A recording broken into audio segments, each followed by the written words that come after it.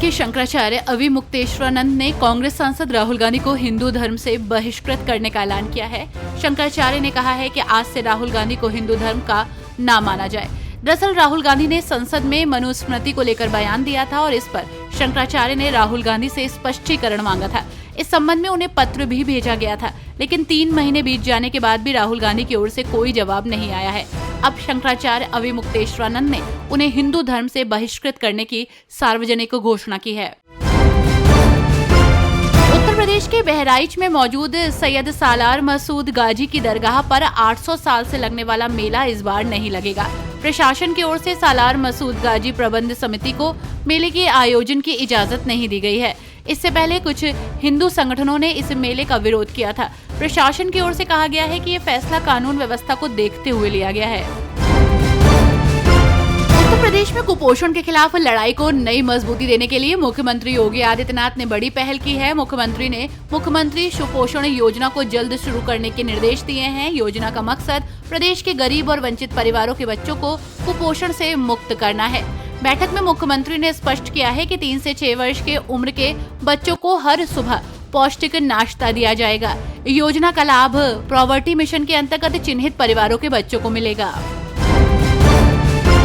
उत्तर प्रदेश में बन रहे गंगा एक्सप्रेसवे की सड़कों पर अब सफर करना पहले से ज्यादा आसान होगा और आरामदायक भी। मुख्यमंत्री योगी आदित्यनाथ की सरकार इस महत्वाकांक्षी परियोजना में पहली बार स्विट्जरलैंड की अत्याधुनिक तकनीक का इस्तेमाल कर रही है।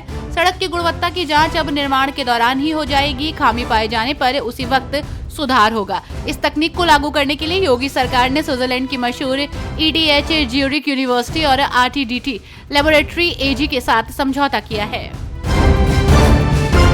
उत्तर प्रदेश में लोकसभा चुनाव जैसे जैसे नजदीक आ रहे हैं, वैसे वैसे दलित वोटों को लेकर सियासी घमासान तेज होता जा रहा है। ताजा मामला नगीना से सांसद बने चंद्रशेखर आजाद का है, जिन्होंने समाजवादी पार्टी की पूर्ववर्ती सरकार पर दलितों के साथ खुले भेदभाव का गंभीर आरोप लगाया है।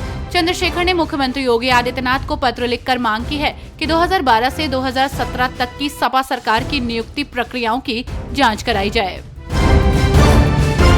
पूर्व कांग्रेस नेता आचार्य प्रमोद कृष्णन ने कांग्रेस नेता चरणजीत सिंह चन्नी के बयान पर प्रतिक्रिया दी है।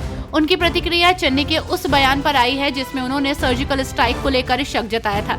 आचार्य ने कहा, पंजाब के पूर्व CM चरणजीत सिंह चन्नी आतंकवादियों अलगाववादियों के साथ खड़े हैं।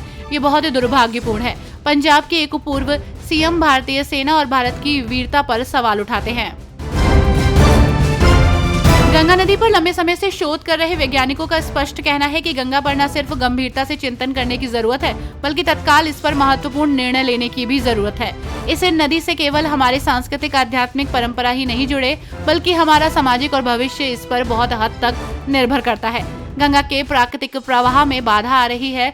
बांध से सही समय पर पानी छोड़ने, स्वच्छता अभियान का सही मैनेजमेंट करने, साथ ही अन्य आवश्यक व्यवस्थाओं को सही रूप देना ही यहाँ पर सबसे जरूरी बन गया है।